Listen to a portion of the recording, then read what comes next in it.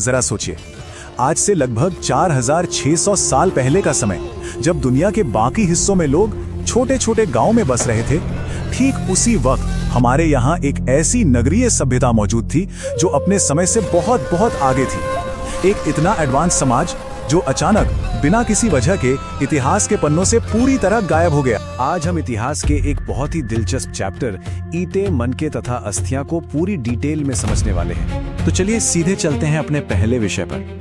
एक ऐसा प्राचीन रहस्य, एक ऐसी दुनिया जो सदियों तक कहीं खो गई थी। अब इनकी एडवांस प्लानिंग तो देखिए, चौड़ी और बिल्कुल सीधी सड़कें, पक्की ईंटों से बनी ढकी हुई जल निकासी प्रणाली और दो मंजिला बड़े मकान। यही नहीं, सैकड़ों किलोमीटर दूर दूसरे देशों के साथ इनका एक बहुत बड़ा इंटरनेशनल व्यापारिक नेटवर्क भी था। और सबसे हैरान करने वाली बात है इनकी लिपि, जिसे आज तक दुनिया का कोई भी इतिहासकार डिकोड नहीं कर पाया है।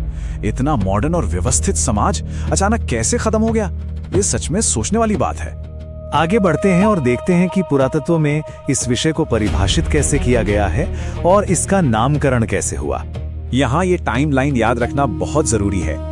2600 ईसा पूर्व से 1900 ईसा पूर्व के बीच का जो समय है, इसे भारतीय उपमहाद्वीप में इस शहरी विकास के परिपक्व चरण या मैच्योर फेज के रूप में विश्व स्तर पर स्वीकार किया गया है।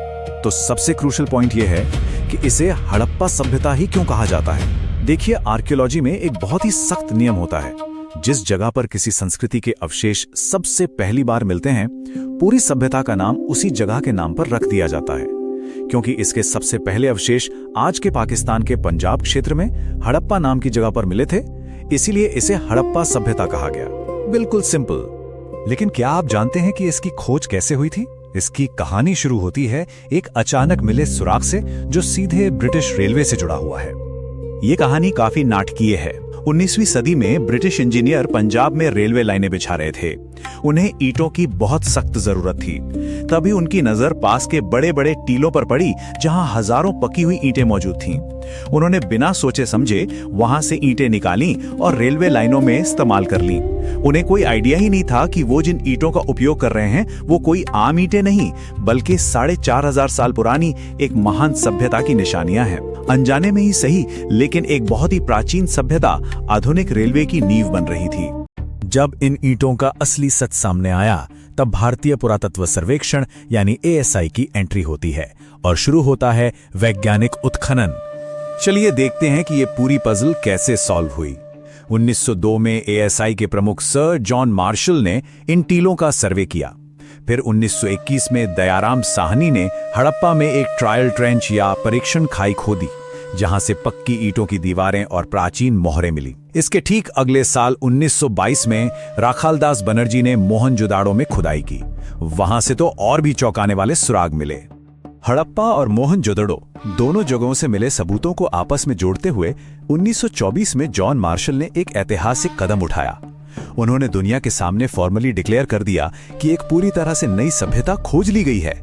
इस एक घोषणा ने विश्व इतिहास को देखने का नजरिया ही बदल दिया। अब बात करते हैं इसके विशाल विस्तार की। ये सभ्यता किसी एक शहर तक सीमित नहीं थी। जैसे जैसे खुदाई आगे बढ़ी, ये साफ हो गया कि हड़प्पा और मोहनजोदड़ो के अलावा धौलावीरा, लोथल, कालीबंगन, राखीगढ़ी और चन्हूदड़ो जैसे कई और प्रमुख नगर भी थे। ये एक बहुत ही विशाल नेटवर्क था, जिसने इसे दुनिया की सबसे बड़ी कांस्य युगीन सभ्यताओं में से एक बना दिया।